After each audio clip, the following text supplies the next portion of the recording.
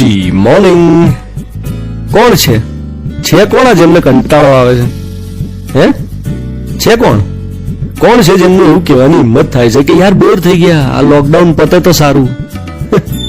કોણ છે આ લોકો?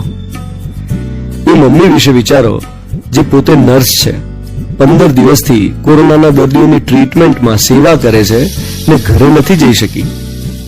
એની 3-4 વર્ષની દીકરી છે. મારા મમ્મીને મળવું છે એવી જીદ કરે છે.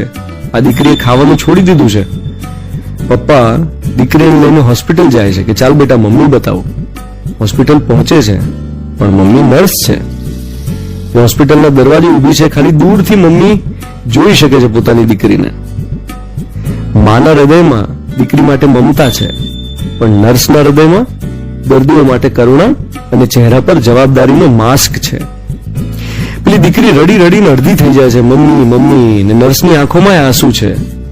દીકરીને માત્ર દૂરથી હાથ હલાવી શકે છે, જા બેટા બાય.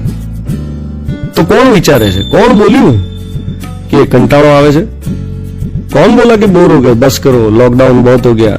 ये मम्मी विषय विचारो जे आंध्र प्रदेश में म्युनिसिपल कमिश्नर છે, એમની દીકરી 1 મહિનાની છે, મેટર્નિટી લીવ છોડીને દેશ માટે ફરજ બજાવવા માટે રોજ ઓફિસ જાય છે. દીકરીને લઈને 1 મહિનાની દીકરીને લઈને ઓફિસ જાય છે આવા સંજોગોમાં, આ માહોલમાં.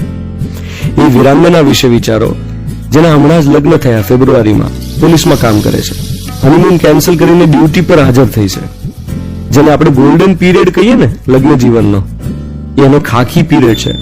એના સપનાનો રંગ અત્યારે ખાખી છે. રસ્તે ઊભી ફરજ બજાવે છે. 108ની એમ્બ્યુલન્સનો ડ્રાઈવર હોય, હેલ્થ ચેકઅપ કરતી હજારોની ફોજ હોય, દવાનો છંટકાવ કરતા ફાયરમેન હોય કે હેલ્થ ઇમરજન્સી હેન્ડલ કરતા પ્રાઇવેટ ડોક્ટર્સ હોય, એમનો સ્ટાફ હોય. આ છે આપણા અસલી એવેન્જર્સ. આ છે આપણા રિયલ સુપર હીરોઝ.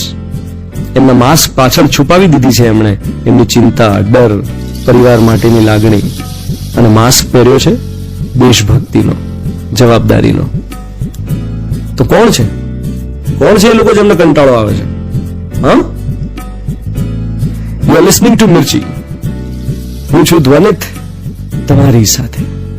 આજ પછી એવું કહેવાની હિંમત નહીં કરતા કે યાર બોર થઈ ગયા, લોકડાઉન પતે તો સારું. Good morning my dear.